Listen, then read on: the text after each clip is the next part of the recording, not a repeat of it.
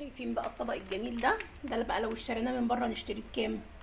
ولو جبتي بقى على عدد اسرتك هتجيبيه بقد ايه؟ شايفين الجمال؟ عملناه في البيت ازاي بطريقه سهله وبسيطه. شايفين حاجه كده تحفه، حاجه كده في منتهى الجمال. دلوقتي بقى نشوف طريقتنا عملناه ازاي بابسط طريقه وباقل التكلفه، وهنشوف مع بعضينا. بس قبل اي حاجه نصلي على الرسول عليه افضل الصلاه والسلام ونبتدي مع بعضينا. ازيكم حبايبي؟ عاملين ايه؟ اخباركم ايه؟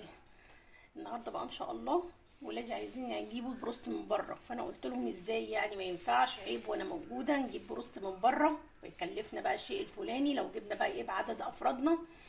فاحنا بربع الثمن هنعمل بيه احلى بروست في البيت وهنعمل احلى اكله في البيت. فدلوقتي بقى هنشوف هنعملها ازاي ونسمي الله كده ونصلي على الرسول ونشوف بقى ايه الاكله بتاعتنا الجميله دي ايه هنعملها ازاي. دلوقتي معانا نص كيلو صدور فراخ. طبعا انا بجيب الصدور